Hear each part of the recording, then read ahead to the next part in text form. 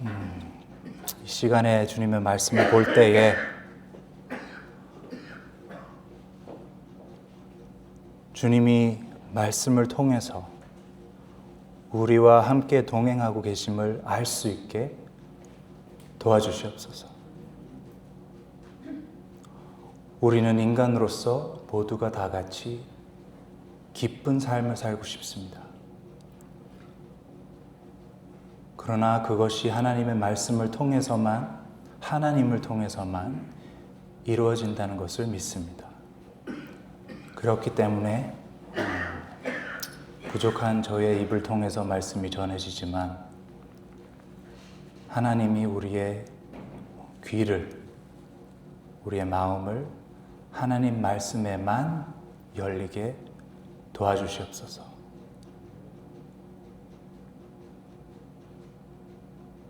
주님의 뜻을 알고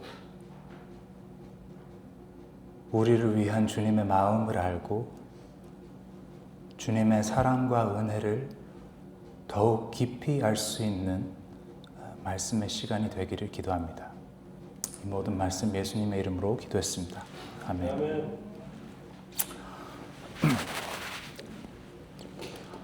긴장이 돼서 입이 마르네요.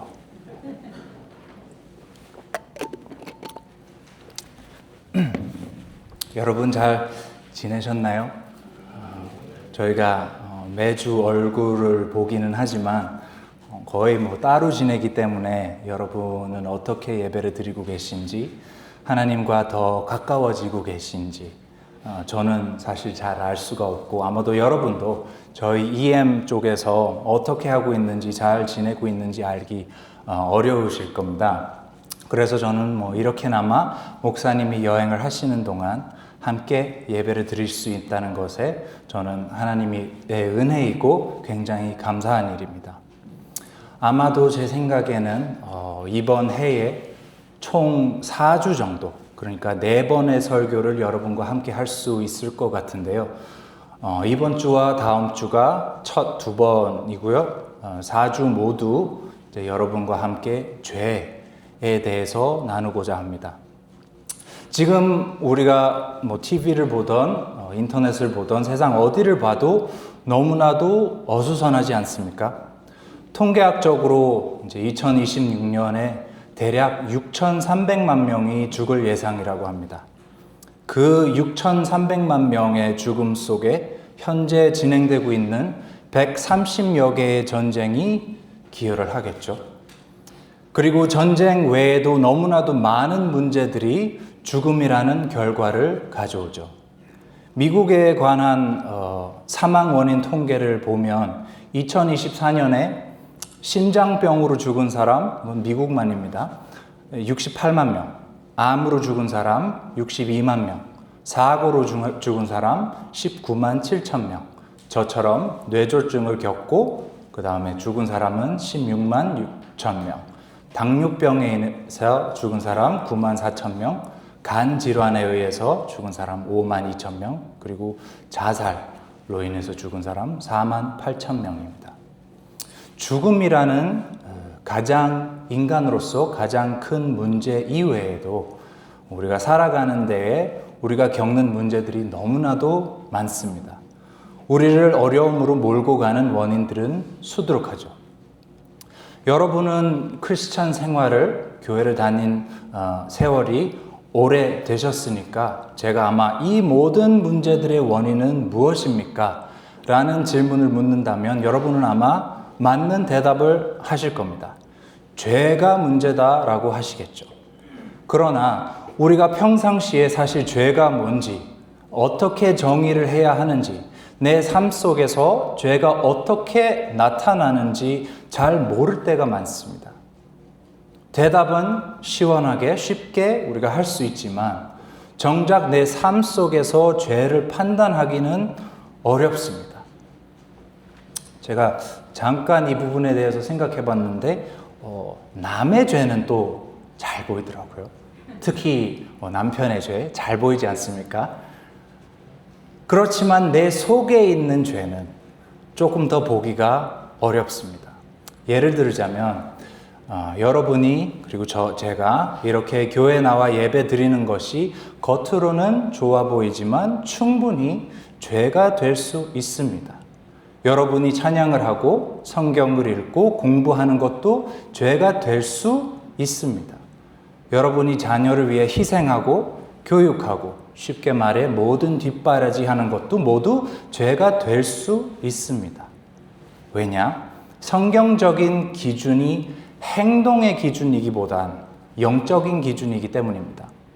고린도전서 10장 31절 혹시 띄워지나요? 안 띄워지나요? 그런즉 너희가 먹든지 마시든지 무엇을 하든지 다 하나님의 영광을 위하여 하라. 무엇을 하는지가 중요하지만 그것보다 더 중요한 것은 과연 나는 하나님의 영광을 위하여 그 일을 하고 있는가가 중요합니다. 교회를 다른 한국 사람들을 만나기 위해서만 나왔다면 죄가 됩니다. 성경으로 내 지식과 잘남을 나타내기 위해서 읽는다면 죄입니다. 찬양을 남 들으라고 한다면 죄입니다. 제가 여기 서서 설교하는 것도 단지 내 자신을 위한 일이라면 죄를 짓고 있는 것입니다. 우리 삶 속에 일어나는 모든 일들과 내 마음 속의 반응과 현실 속으로 나타나는 나의 행동들이 죄일 수가 있고 죄일 확률이 높고 스스로 판단하기가 매우 어렵기 때문에 우리가 죄에 대해서 더 잘 알아야 합니다. 그래서 이제 2026년 저와 함께 4번 정도의 시간이 있을 것 같은데 그 시간에 여러분과 함께 죄에 대해서 더 자세히 더 잘 알게 되는 시간이 되기를 기도합니다. 아멘. 오늘 설교 내용에 본격적으로 이제 그럼 들어가기 전에 먼저 이 말씀을 드리고 싶습니다. 우리가 죄에 대해서 배우면 배울수록 정상적인 반응은 슬픔과 아픔입니다. 그러나 이 4번의 설교를 들으시면서 제가 여러분께 권장하고 싶은 것이 하나 있습니다. 제가 이 설교들을 한 목적이기도 하죠. 우리가 은혜를 경험하고 진정으로 알기 위해서는 죄를 분명히 알 필요가 있습니다. 죄를 모르는 사람은 은혜를 알 수 없습니다. 그 말은 우리가 죄에 대해서 파고들면 들수록 여러분과 저는 은혜를 더 크게 경험할 수 있는 문이 열린다는 것입니다. 저는 여러분이 하나님의 은혜를 풍족하게 넘쳐 흐르도록 경험하시기를 원합니다. 그 마음으로 죄에 대해서 함께 공부하기를 원합니다. 자, 그렇다면 먼저 은혜를 알기 위해서 죄를 알아야 한다면 죄를 알기 위해서는 죄가 없는 상태, 죄가 존재하기 전의 상태를 먼저 알아야겠죠. 그래서 오늘은 인간 창조의 목적을 먼저 볼 것입니다. 오늘 본문 말씀 창세기 1장 26절에서 27절 함께 읽겠습니다. 하나님이 이르시되 우리의 형상 다른 버전이구나. 이걸로 읽겠습니다. 하나님의 자기 형상 곧 하나님의 형상대로 사람을 창조하시되 남자와 여자를 창조하시고 하나님이 그들에게 복을 주시며 하나님이 그들에게 이르시되 생육하고 번성하여 땅에 충만하라. 땅을 정복하라. 바다의 물고기와 하늘의 새와 땅에 움직이는 모든 생물을 다스리라 하시니. 여러분은 다 아마 이 구절을 읽어보셨을 겁니다. 그리고 인간은 하나님의 형상대로 창조되었다는 것도 아실 겁니다. 우리가 먼저 봐야 할 포인트는 인간이 하나님의 형상대로 만들어졌다는 것이 아니라 먼저 하나님이 고의적으로, 의도적으로 목적을 가지고 인간을 지으셨다는 겁니다. 창세기 2장 7절을 보면 여호와 하나님이 땅의 흙으로 사람을 지으시고 생기를 그 코에 불어넣으시니 사람이 생명이 되니라. 여기에 나오는 지으시고 로 번역된 히브리어 원어 말이 얏살인데 이 말의 용도가 도예가가 무언가를 빚어낼 때 쓰이는 동사입니다.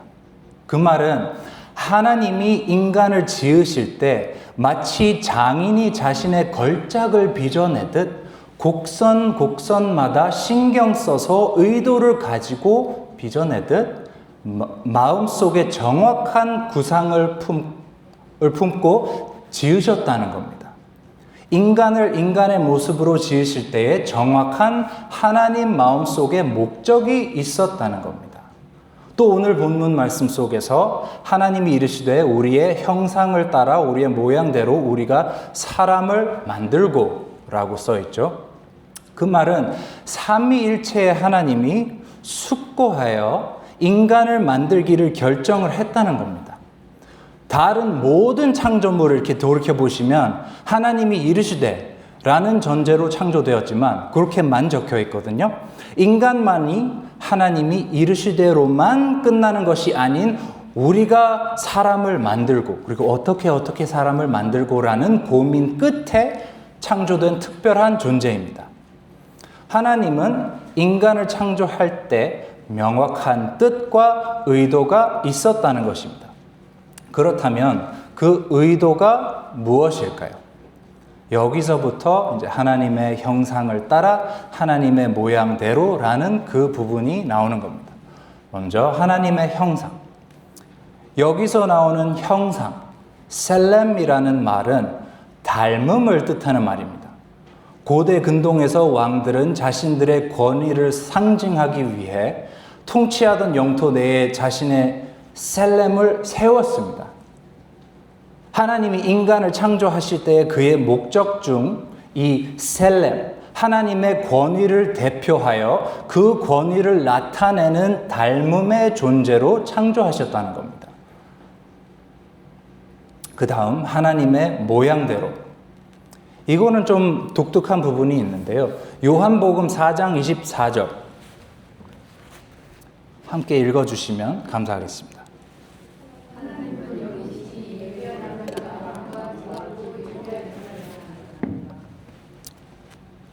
하나님은 영이시니 하나님이 영이시라면 어떻게 인간이 그의 모양대로 지음을 받을 수 있었을까요? 하나님에게는 물체적인 모양이 없는데 어째서 인간은 그의 모양대로 일 수가 있을까요? 여기서 나오는 모양대로 데뭇라는 말은 대표하는 것을 뜻하는 겁니다.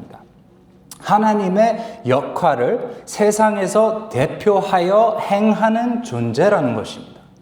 그러니까 하나님의 형상을 따라 하나님의 모양대로 인간이 창조되었다는 것은 1. 인간은 하나님을 닮았으며 하나님의 도덕적, 영적, 지적, 관계적인 속성과 성품을 반영하는 존재이며 2. 인간이 이 세상에서 하나님의 대리인으로서 이 세상을 하나님의 성품으로 다스려 그 모든 피조 세계의 하나님의 영광을 드러내는 존재라는 겁니다. 더 짧게 얘기를 한다면 인간 창조의 목적은 하나님을 닮아 하나님을 대표해서 하나님처럼 완벽하게 세상을 다스려 하나님께 모든 것이 영광이 되도록 하는 것입니다. 무엇을 하든지 다 하나님의 영광을 위하여 하라. 그 무엇이 하나님의 형상대로 모양대로 사는 것입니다. 원래는. 여기서 또 생각해 볼 수 있는 것은 성경은 분명히 인간의 존재를 설명하는 것인데 인간 전체의 존재를 간혹 우리가 부분적으로만 이것을 적용하려고 한다는 것입니다. 어떤 사람들은 이 문제를 그저 도덕적인 문제로만 봅니다. 내가 살면서 도덕에 어긋나는 일만 안 하면 되지 않느냐. 그리고 어떤 사람들은 이 문제를 이치의 영역으로만 봅니다. 내가 살아가면서 합당한 정당화가 가능하다면 내 삶의 방식이 그러면 된 것이 아닌가 하는 분들도 계십니다. 그리고 어떤 분들은 심리적인 부분 혹은 영적인 부분 이렇게 부분 나눠서 생각하시는 분들이 있습니다. 그러나 성경을 통해서 우리가 알 수 있는 분명한 것은 인간의 모든 부분 전체가 하나님이 창조한 대로, 하나님의 형상대로, 모양대로 살아야만 그 창조의 목적에 걸맞게 사는 거라고 할 수 있다라는 것입니다. 우리의 인생으로 놓고 봤을 때 이 부분, 저 부분 나눠서 볼 게 아니라 먼저 나라는 사람이 전체가 이 창조의 목적을 이루고 있는 사람인지 아닌지가 판단이 되어야 한다는 것입니다. 이 사실에 대해서 또 이렇게 생각할 수가 있습니다. 하나님이 인간을 창조한 본연의 모습은 그렇지만 현실적으로 그것이 우리가 마땅히 지켜야 할 의무는 아니다. 이렇게 생각할 수 있습니다. 어떻게 그저 인간인 우리가 그런 완벽한 존재가 될 수 있겠어? 하나님이 인간을 그렇게 만들었을지는 몰라도 우리가 그런 기준에 얽매여 그 기준에 맞게 살아갈 수는 없지. 하나님도 그걸 알고 우리를 설마 그 기준으로 평가하시지는 않겠지. 그렇게 살지 못하더라도 충분히 잘 살 수 있지 않아? 이렇게 생각할 수 있겠죠? 이 비슷한 맥락에 더 쉬운 예를 들자면 제가 망치를 나사 박는 용도로 그 목적으로 만들었습니다. 그렇지만 누군가가 망치를 박스를 열기 위해서 사용할 수가 있고 또 쇠의 모양을 바꾸기 위해서 사용할 수가 있고 심지어 음악 만드는 데에도 망치를 사용할 수가 있겠죠. 제가 만든 목적과 다르게 사용이 되는 거지만 다르게 사용이 됐다고 해서 잘못 사용한 거는 아니란 말이죠. 제가 만든 망치를 만든 목적과 다르지만 그게 저에게 죄를 짓는 거는 아니잖아요. 그런 식으로 인간 창조의 목적과 실제적으로 살아가는 데의 다름을 합리화할 수 있다는 말입니다. 그러나 성경은 여전히 이 부분에 대해서도 명확합니다. 레위기 19장 2절 함께 읽겠습니다. 너는 이스라엘 자손의 온 회중에게 말하여 이르라. 너희는 거룩하라. 이는 나 여호와 너희 하나님이 거룩함이니라. 또 베드로 전서 1장 15절에서 16절 오직 너희를 부르신 거룩한 이처럼 너희도 모든 행실에 거룩한 자가 되라. 기록되었으되 내가 거룩하니 너희도 거룩할지어다 하셨느니라. 그리고 마지막으로 에베소서 4장 24절이요.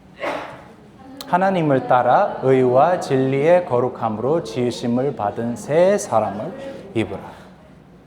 여기 에베소서에 나오는 하나님을 따라는 영어로 after the likeness of God 입니다.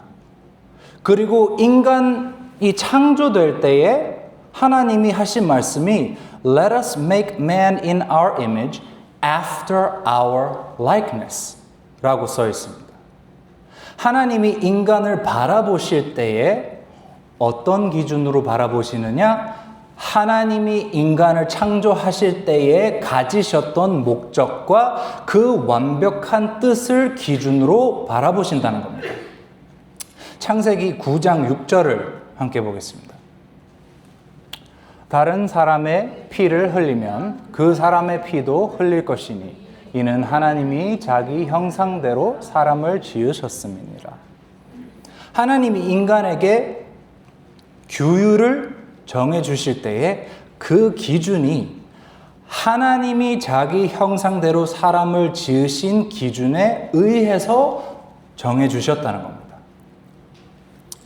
이 인용문을 제가 번역기를 돌려서 이렇게 한 거지만 이해하실 수 있으실 거라고 생각합니다.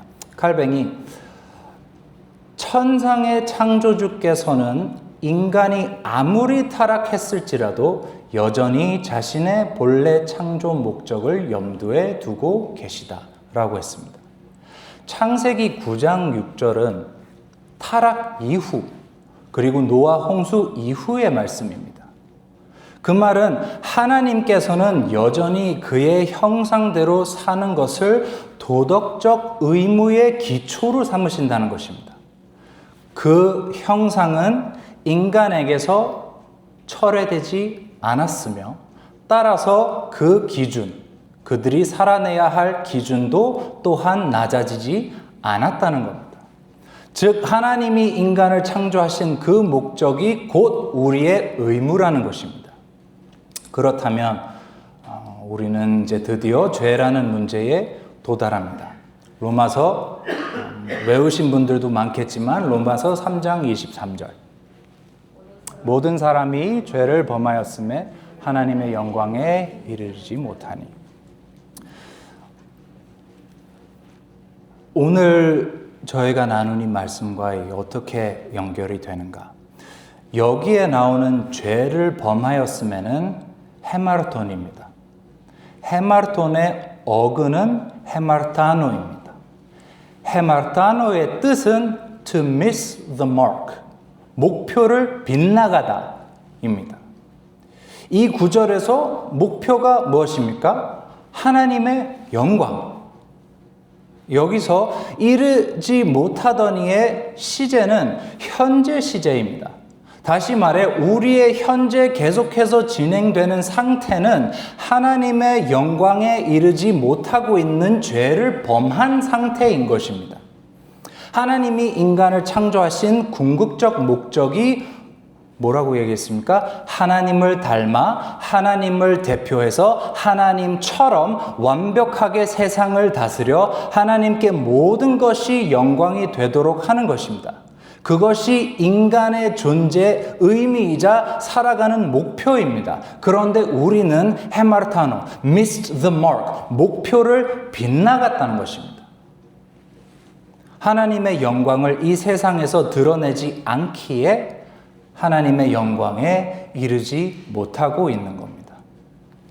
R.C. 스프라울이 쓴 책 하나님의 거룩하심에 이렇게 얘기했습니다.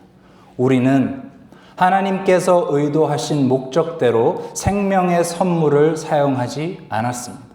이 땅에서의 삶은 우리가 날마다 우주적 반역의 일을 수행하는 무대가 되어버렸습니다. 죄는 우주적 반역입니다. 죄는 완전히 거룩하신 주권자에 대한 반역입니다. 그것은 우리가 모든 것을 빚지고 있는 분, 곧 우리에게 생명 자체를 주신 분께 대한 지극한 배은망덕의 행위입니다. 우리가 행하는 반역은 창조된 목적과 의도에 따라 살지 않는 것입니다.